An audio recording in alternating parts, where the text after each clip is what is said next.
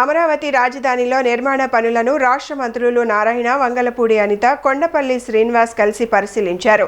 ఈ సందర్భంగా మంత్రుల నివాసాలు, ఎమ్మెల్యే, ఎమ్మెల్సీ క్వార్టర్లు, ఐకానిక్ టవర్లు సహా పలు నిర్మాణాలను సందర్శించిన మంత్రి నారాయణ రాజధాని పనుల పురోగతిని తోటి మంత్రులకు వివరించారు.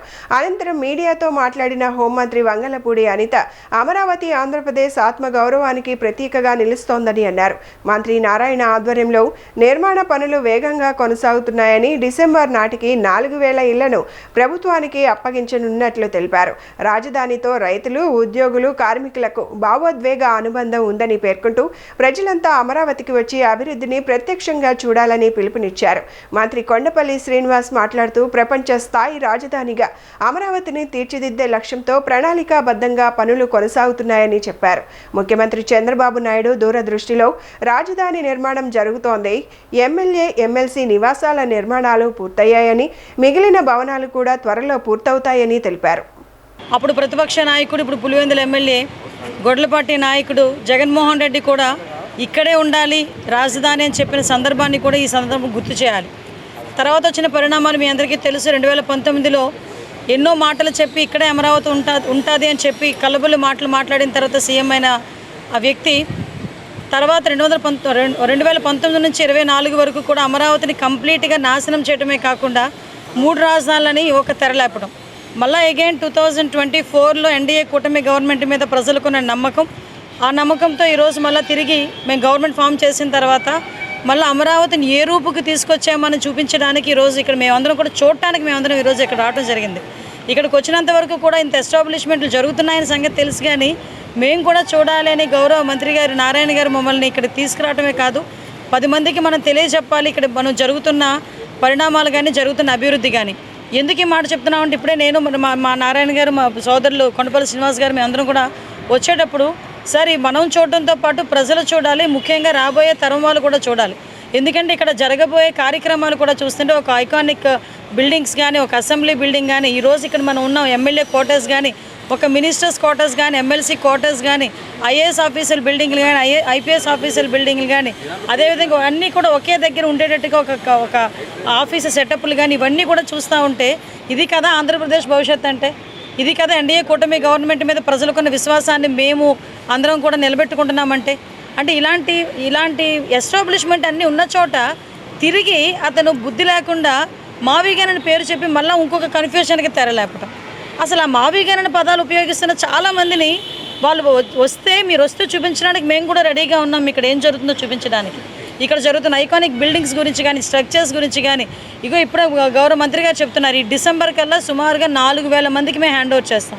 ఈ మంత్ ఎండింగ్ కల్లా ఎమ్మెల్యే క్వార్టర్స్, మినిస్టర్స్ క్వార్టర్స్ కూడా ఈ మంత్ ఎండింగ్ కల్లా మేము హ్యాండ్ ఓవర్ చేస్తామని చెప్పటం. ఈరోజు అక్కడికి వెళ్తే అందులో ఇక్కడ ఒక విషయం చెప్పాలండి, ఎలాగా అమరావతికి ఇక్కడ పనిచేస్తున్న వర్కర్స్ కూడా ఎలాగ బాండ్ అయ్యారంటే, ఇందాక నేను ఒక ఇంజనీర్ని చూశాను, ఐకానిక్ బిల్డింగ్ దగ్గర ఇంజనీర్ని చూశాను. ఆయన అన్నాడు, అమ్మ ఇప్పుడు ఈ పిల్లర్స్ అన్ని ఎప్పుడు వేసారండి అంటే 2014లో 2014-19 పీరియడ్లో వేసామమ్మ. తర్వాత 5 సంవత్సరాలు మేము మా పనులు చేసుకొని మమ్మల్ని పంపించేశారు.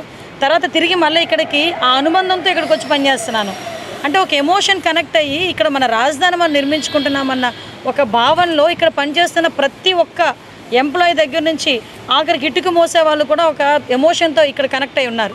ఇలాంటి ఎమోషన్ అన్నింటినీ కూడా పక్కకు పెట్టేసి ఈరోజు ఇక్కడ రైతుల ఎమోషన్ కనిపిస్తుంది, మహిళా రైతుల ఎమోషన్ కనిపిస్తుంది, ఇక్కడ పనిచేస్తున్న వర్కర్స్ ఎమోషన్ కనిపిస్తుంది, ఇంజనీర్ల ఎమోషన్ కనిపిస్తుంది, ఒక పక్క వర్కర్, ఐఏఎస్ ఆఫీసర్లు, ఐపీఎస్ ఆఫీసర్లు, మినిస్టర్స్, ప్రజాప్రతినిధులు అందరూ కూడా ఈరోజు రాష్ట్ర ప్రజలు అందరూ కూడా యాక్సెప్ట్ చేసిన అమరావతిది. ఇటువంటి అమరావతిలో జరుగుతున్న ఎన్నో కార్యక్రమాలను చూడాల్సిన బాధ్యత కూడా ఉంది. నేను మావిగన్ అని మాట్లాడుతున్న ఆ పెద్ద మనుషులకి కూడా, పెద్ద మనుషులు అనే కన్నా అండ్ వాళ్ళకి కూడా కనీసం ఇంగితం లేని వ్యక్తులకి కూడా చెప్తున్నా, ఈరోజు వాళ్ళు ఒక్కసారి వచ్చి చూడండి ఇక్కడ ఏం జరుగుతుందో.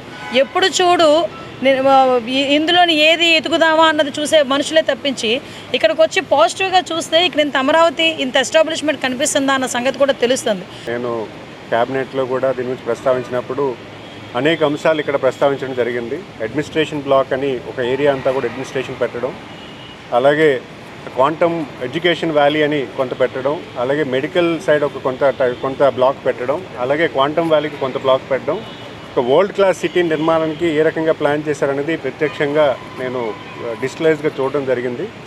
ఈరోజు ప్రత్యక్షంగా నేను ప్రతి బిల్డింగ్ కూడా విజిట్ చేయడం జరిగింది. ప్రధానంగా ఉన్నటువంటి సెక్రటరియట్ బిల్డింగ్, అలాగే అసెంబ్లీ బిల్డింగు, అలాగే ఉన్నటువంటి ఎమ్మెల్యే క్వార్టర్సు, అలాగే ఐఏఎస్ క్వార్టర్స్ ఏవైతే ఉన్నాయో అవన్నీ కూడా కొంచెం వ్యక్తిగతంగా వెళ్ళడం చూడడం జరిగింది.